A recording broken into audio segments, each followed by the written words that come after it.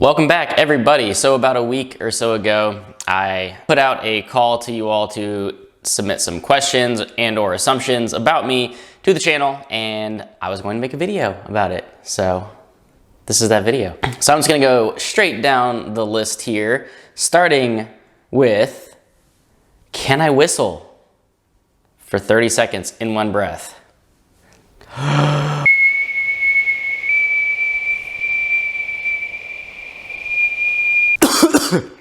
Nope. Next up, I assume Alex is a sporty bookworm. Just by the look of his new bookshelves, anyone can tell he loves football just as much as he loves reading. Cowboy stuff, check. NFL fan, check. Book fan, check. All right, question. If I had to get a tattoo dedicated to a book series, what book series would that be and why? I'm still winded from whistling. So I currently don't have any tattoos at all, and I always go back and forth between whether or not I would get one. I do think if I got a book tattoo, I know exactly what it would be. And it would be up here, basically the Red Rising, from book one, the sort of the red wing, I was gonna have actually going down from my shoulder to my arm, and then incorporate the Howler mask logo, the wolf face in it. Kind of how I do it on my banner on YouTube. Basically that, but turned, would be going down my arm. Assumption, you would want to live elsewhere in the world if you could. Not really.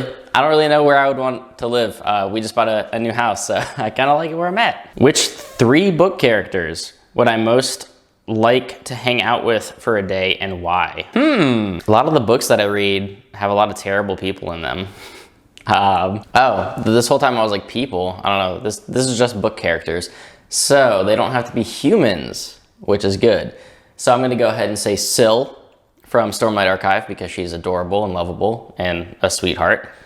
A lot of my favorite characters are like batshit insane and would probably be terrifying in real life, such as Severo or Glokta. So I don't really want to hang out with them necessarily.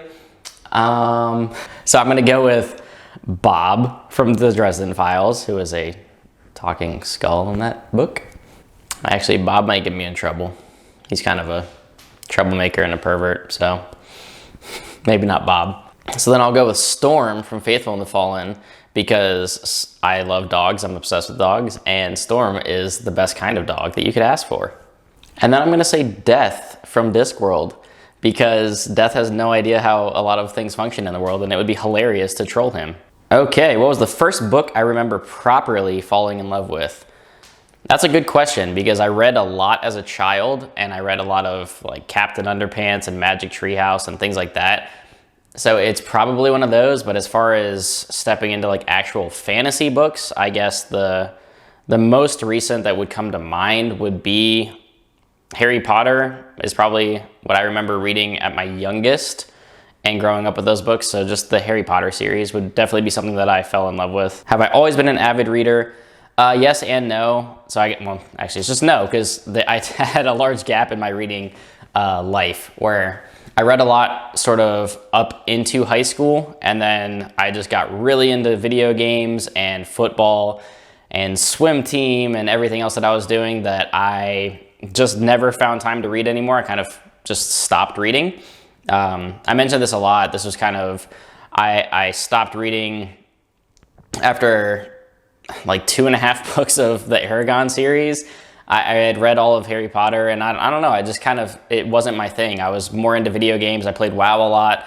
I was, any time of day that I had free time, I was gaming or doing sports. And then I came back to reading officially last year. I had read maybe a handful of books here and there randomly, but I really got back into it last year and created my channel and took off from there. So now I read all the time.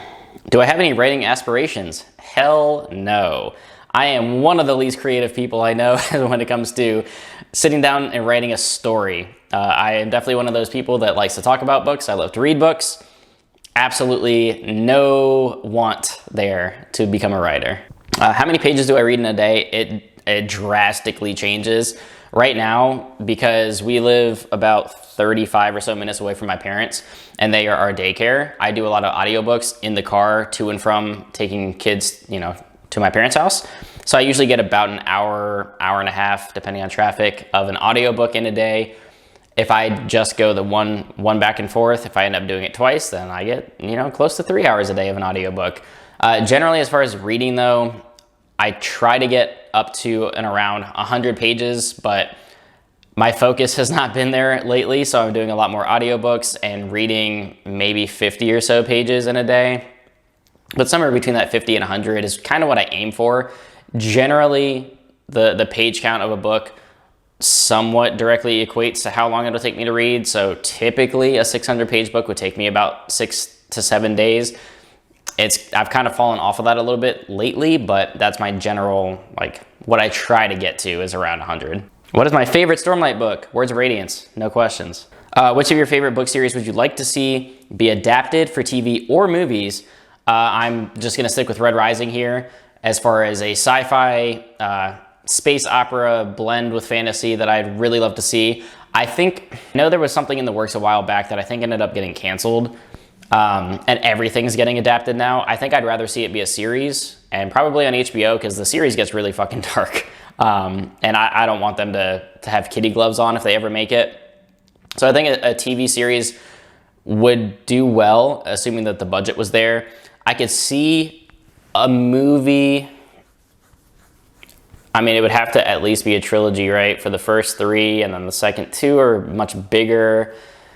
I could see a solid three story. I could see a solid 3 movie arc just covering the first 3 books, but I would rather see it as a series. And then also Faithful and the Fallen, I think would make a great TV adaptation, or even now reading Shadow of the Gods by John Gwynne as well, because you already have things that have sort of established themselves in the genre, such as Vikings or The Last Kingdom. So I think you can take a lot of that and apply it to the Banished Lands or the Bloodsworn Saga, and I think those would make awesome TV shows. Possibly movies. I don't know. I really I feel like Game of Thrones kind of pioneered how well a show can do with a big budget. And I like the episodic nature of it rather than cramming everything into, a 2.5, 3 hour movie. You would have to cut a lot of stuff out of these books. You would have to do, I don't know, you'd have to make exceptions, and I don't know. I think a TV show just works better for a lot of these. How long does it take me to make a video, including the planning as well? Because the behind the scenes has always been discounted by many subs on how much work/effort you put in to each and every video. So this drastically depends on what I'm doing. When I first started, I was terrified of even talking on camera. I was trying to script videos. That all took forever. Trying to remember what to say took a long time. And then editing that and learning editing software, everything took way longer than it does now. I'm very comfortable using DaVinci Resolve, which is my editing software that I use. I'm comfortable talking to the camera. I don't really script my videos anymore because I like the more general realistic feel of just talking and not having it necessarily planned out. Like I'll have some bullet points or some guidelines to follow for like reviews and stuff like that.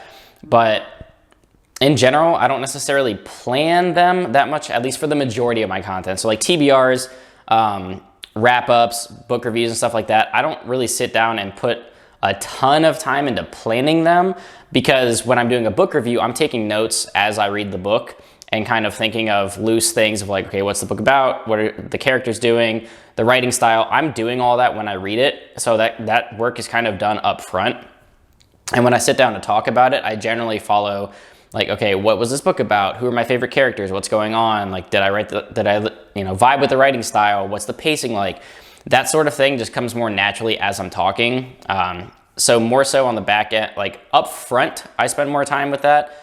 And while I'm reading it, jotting down notes, and then the actual editing part of it doesn't take me that long anymore, because unless I'm doing, like I have in certain videos, if I am overlaying any kind of graphics or trying to do some animation, I'm usually learning how to do it in anticipation for the video. So any weather effects or things like that, I'm not very good at. So I have to sit down and actually watch YouTube videos and follow tutorials. So that's all sort of behind the scenes, video to video.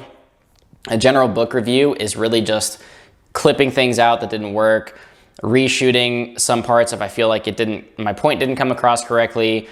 I watch the video from start to finish at least twice, if not 3 times, to make sure that I'm not messing anything up, that I'm not misspeaking, that I don't miss some things in editing. So a general book review, once I record it, it's obviously, let's say it's 25 minutes of footage, trim it down to around 10 minutes. The editing of that, just with simple cuts and edits, is like an hour maybe. Wardrobe change.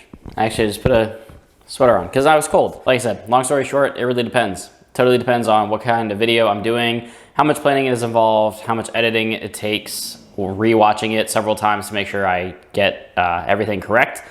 Anywhere from an hour to several hours. It totally depends on what kind of video it is. Something like a vlog takes the longest because you're recording over several different days. You're clipping together different videos, overlaying music, transitions, all that stuff. So like me putting books up on the shelves took a while to edit because that was a long process of recording. It was several hours of recording and then trimming it down and editing and adding music and all that. It took some time.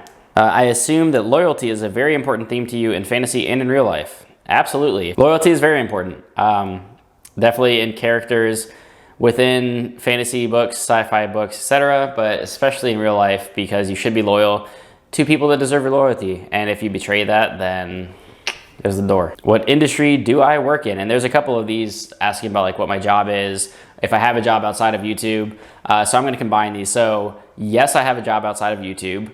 I've made like $175 from YouTube over the last year. It's not a lot of money. It's certainly not my full-time job. I would be homeless if it was. I am actually in the IT field. I am an IT consultant. I'm a senior manager at a company called Coalfire. So you can find me on the internet, and that's me. All right. I assume Alex would like to read more high fantasy series in 2021 and perhaps read some more Terry Pratchett. Absolutely more Pratchett. I bought more Discworld books recently. They are down there somewhere. I've really enjoyed Discworld so far. Between Guards, and Mort, I picked up Reaper Man. I was looking for the next Guards series book. I couldn't find it, so I did pick up some other ones. Small Gods, Good Omens, which is not Discworld, but it's also Terry Pratchett. And I think that was it. Yeah, those are the only ones that I have right now. But I'm definitely looking forward to more Discworld and high fantasy as well. I love all kinds of fantasy. Some of what I've read recently has been a little bit more low fantasy, but definitely more fantasy in general in the future. Lots of high fantasy, epic fantasy, all that stuff. Give me it. Name a non-traditional fantasy book series you are/have been reading lately. I don't really know exactly what a non-traditional fantasy would be. I mean, everything that I've covered on the channel is what I've read. So, I mean, lately, nothing, if that's the question, because I'm reading First Law, I'm reading Wheel of Time, I'm reading Dresden, I'm reading Discworld, I'm reading a lot of very popular series at the moment. Yeah, I don't think I'm really reading non-traditional stuff at the moment. What's a book that surprised you the most, whether surprisingly good or surprisingly bad? So, I think the best answer for this right now is when I read The Forgetting Moon last year by Brian Lee Durfee, simply because if you are familiar with his channel and his YouTube persona, the way he presents himself on camera, totally different than his writing style. His writing is so good. It's some of the best descriptive sort of involved fantasy writing that I've read to this point. It's, like I said, it's somewhere between like a John Gwynne and a Robert Jordan as far as the writing style. You have a ton of description, but you don't get bogged down to the sense where it almost slows the pacing to a crawl, as you can sometimes run into in The Wheel of Time. And it's not quite as fast as like a John Gwynne or a Brandon Sanderson pacing-wise, where it's just like one scene to the next, lots and lots of action. But when you do get it, it's fantastic. Honestly, it's some of the better... I want to call it grimdark in a way. Like the world that he's presented and created, it can get really, really dark and messed up and violent. There's tons of great, almost commentary on religion and how people in power can use and abuse religion to sort of control a populace. So, I mean, those books so far, I'm reading The Blackest Heart right now. I'm about 60% of the way through. That's book 2 of the 5 Warrior Angels. They have been a breath of fresh air and very, very surprising to me just how good they really are. And I feel like they're still not really talked about that much. I'm surprised to see how little reviews exist of these books online, especially on Goodreads, and I feel like more people should read this. So I don't know, does that also answer the last question, like non-traditional fantasy? Is this non-traditional? I don't know. What are 3 series I would recommend that I have not talked about on the channel? We'll talk about much on the channel. So it's kind of hard for me to answer this because my channel has only existed for a year, and I've been covering everything that I've read. Things that I've read in the past that I have not covered on the channel and plan to do through a reread. Of course, A Song of Ice and Fire. Even if we never get a 6th and 7th book, it's a fantastic series that people should read. Second would, of course, be Tolkien, so Lord of the Rings. All of it, I plan on rereading that and covering it on the channel from The Hobbit through Return of the King, possibly beyond that, we'll see. Let's call this a toss-up between the Dune saga and Discworld, just because I want to read the rest of Frank Herbert's Dune and cover it on the channel, and I want to read more Discworld and cover it on the channel, and I plan on pretty much reading all of it. What was my major in college? Business administration. Because I didn't know what to do. What's a fantasy book that you think deserves the hype and one that you feel is overhyped? Also, I assume you're secretly a wizard. Don't tell anybody about my powers. So something that deserves the hype. I think Mistborn lived up to the hype for me. Dresden Files has been living up so far. I mean, people are pretty open and honest so far about Wheel of Time as far as like some of it being fantastic and some of it being kind of a drag.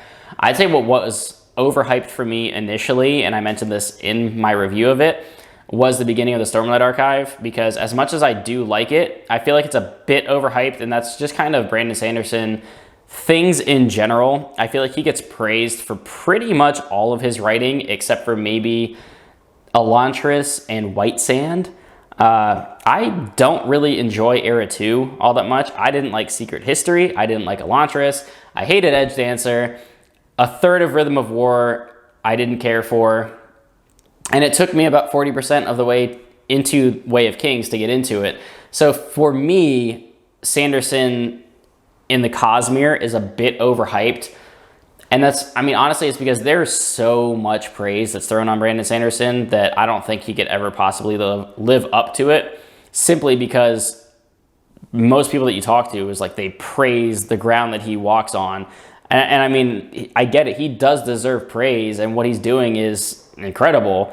But I feel like sometimes it's like the expectations are so high that it's like the pinnacle of fantasy, and then I'm reading some of it, and I'm like, oh yeah, you know, it's good, but it's not like the best thing I've ever read in my life. Having said that, I did say that Words of Radiance was my favorite book of last year, so maybe I'm full of shit. Where do I like to purchase books, and do I use the library? I have not entered a library since I was a child, so I probably should, but I'm the kind of person that I would rather buy my books and just put them on my shelf, or buy them on Kindle, or buy them on audio. So I don't really rent books. I don't borrow books. I just personally, I'm in a place where I can afford to just go buy books, so that's what I like to do. Here's the issue. Where I live, my options for a bookstore are generally limited to Barnes & Nobles in various locations. There are a handful of used bookstores that I go to them, but the selection is usually not what I need it to be, and it's 95% mass markets, which, unless it's like Discworld, I don't like buying mass market books. So I generally go to Barnes & Noble and I buy new, until recently when I moved out to my new house and I'm closer to one that actually has a decent sci-fi fantasy section. Most of them aren't even that good. The most Barnes & Nobles that I walk into, the sci-fi fantasy section is kind of a joke. It's largely a mix of George R.R. Martin and Star Trek and Star Wars books and like a bunch of Warhammer books. And then the stuff that I actually want to read is just like a tiny selection. So I do a lot of it online. Yes, I use Amazon. I use Book Depository. I've used Abe Books in the past. I've used a bunch of different places. On Derrida Books for the Stormfront copy that I have. I've ordered from Subterranean Press for my Dark Age special edition. I found a website called snazzle.com when I ordered the Great Coats, because that's where everywhere else was sold out, and that's where I found it. So I use the internet and in-store Barnes & Noble for the most part. There's like no local like small bookstores where I live. The one that I've gone to, the selection's so terrible. It's just the fantasies. It's even worse than like a Barnes & Noble tiny fantasy section that that I usually frequent. And it's just, if you're not going to carry the books that I want, then I have to buy it somewhere else. Will I ever wear a hat again? Also, you assume I prefer chunky peanut butter to creamy? Who do you think I am? Who the hell eats chunky peanut butter? What is one fancy edition of a book you would love to get but cannot justify its purchase price? For me, it's the blackout edition of the Night Angel trilogy. I have seen those look sick. For me, honestly, I usually draw the line at about $100 for a book. Because unless, I don't know, like the Stormlight Archive leather bounds that were like $250 or however many hundreds they were when they came out, as cool as those are, even I don't really want to do that. No offense at all to people that do. Just for me, I usually draw the line at about $100 a book. So like I would probably buy the Mistborn leather bounds because they're $100 each. I think charging $100 for an Elantris leather bound is criminal because it's not a good book. But those are about my limit. The ones that I would really love to have, really want the rest of the Subpress Red Rising books, but they don't make them anymore. And because they were limited at the time, you can only find them on eBay or other resale sites. And people just charge insane prices for them. If you want to get Red Rising, Golden Sun, Morning Star, and Iron Gold in the Subpress editions, it's going to be like $1,400. And I'm just not going to do that. That's insane. What type of music do I listen to? I listen to all kinds of shit. Honestly, I feel like I'm the old man that's like, oh, back in my day, music used to be good, because I hate like 99% of the music that exists today. So my Spotify playlist has not changed very much in the last 10 years or so. Lots and lots of country though, because I used to hate country, all of it. I used to hate it entirely. And when I met my wife, well, then girlfriend back in high school, all she listened to was country. So slowly over the years, it was brainwashing me to the point where now I enjoy it. Not like twangy, like bluegrass style country, which I hate. I'll link my music down below. There's a Spotify playlist of all the stuff that I've just liked on Spotify. And it's anywhere from boy bands from the 90s to rap to any kind of Disney music to country to shit like Lonely Island and other like goofy comedy songs. It's mostly country when I actually sit down and listen to music, but yeah, you can look for yourself. If I were a character in a book, what weapon would I wield? This is always gonna be a bow and arrow for me. Just because for whatever reason, I've always been drawn to hunter, ranger style characters and games and fantasy in general. I've always wanted to be able to just wield a bow. That's just my go-to in fantasy is having a bow. Do I work from home? Yes, I do, mostly because of the pandemic. So I've been fully remote for over a year now, and it's likely gonna stay that way. For my job though, I do travel to other states and possibly countries, depending on the client, usually about a week out of every month, but because of the pandemic, I have not traveled anywhere. And finally, do I read Westerns? I've never read a Western in my life. If you have any recommendations, let me know. I know this is from Ed Gwynn. I know you guys read a ton of stuff outside of sci-fi and fantasy. So if you have some good recommendations, let me know in the comments down below, and I'd be happy to check one out. All right, but that wraps up the Q&A as well as the assumptions. Thank you all so much for participating in this. These are always a lot of fun. I'm always happy to answer questions and assumptions about me and about, you know, my life. It's a lot of fun to interact with you all in this way. So thank you once again. So like and subscribe. As always, do hit up Patreon if you want to support the channel financially and support what I do here. That's always optional, but always appreciated. And definitely jump in Discord and continue the conversation. We continue to grow there, and we're getting more buddy reads going, Patreon specific stuff. So all good things to come. But until next time, everybody, keep reading.